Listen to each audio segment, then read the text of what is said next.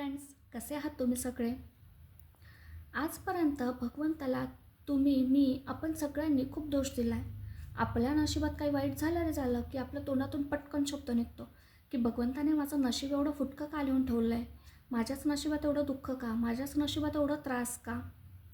पण एक गोष्ट सांगू, आपण आपल्या मनाला प्रामाणिकपणे विचारलं पाहिजे की भगवंत जरी माझं नशीब लिहत असला तरीही तो काय त्याच्या मनाने लिहितो?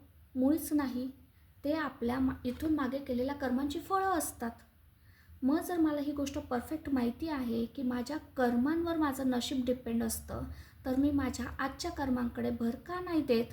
तरी मी आज का चुकतो, का वाईट वागतो, का वाईट विचार करतो? कारण विचार करणं हे सुद्धा एक कर्मच आहे. हे श्रीमद भगवद्गीतेमध्ये सुद्धा सांगितलेलं आहे आणि मी सुद्धा माझ्या व्हिडिओमध्ये सांगितलेलं आहे की आपलं विचार म्हणजे हे आपलं मेंटली वर्क हे सुद्धा एक कर्मच आहे आणि त्याचासुद्धा परिणाम आपल्या पापपुण्यामध्ये होत असतो.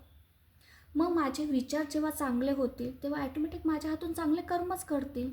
आणि एक गोष्ट सांगू, जर तुम्ही कोणाचं चांगलं करू शकत नसाल ना, तर वाईटसुद्धा करू नका, वाईट विचारसुद्धा करू नका. आणि हे माझ्या हातून जर चांगले कर्म घडायचे असेल तर ते कसे घडू शकतात? तर त्यासाठी चांगलं ऐकावं लागेल, चांगलं वाचावं लागेल, चांगलं बघावं लागेल, चांगलं बोलावं लागेल.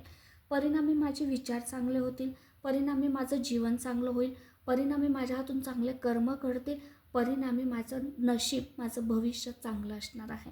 भले या जन्मात नाही पण पुढच्या जन्मात नक्कीच असेल. आणि जेव्हा माणसाच्या डोक्यात ही गोष्ट परफेक्ट फिट होईल ना, की माझे कर्मांमुळे माझं नशीब डिपेंड आहे, माझ्या कर्मांवर माझं नशीब डिपेंड आहे, भगवंतावर नाही, त्या दिवसापासून तो व्यक्ती भगवंताला दोष देणं बंद करेल. आणि जर तुम्हाला माझी ही गोष्ट पटली असेल तर प्लीज माझ्या चॅनलला सबस्क्राईब करा, माझ्या व्हिडिओला लाईक करा आणि माझी ही व्हिडिओ जास्तीत जास्त लोकांपर्यंत नक्की शेअर करा. Thank you so much.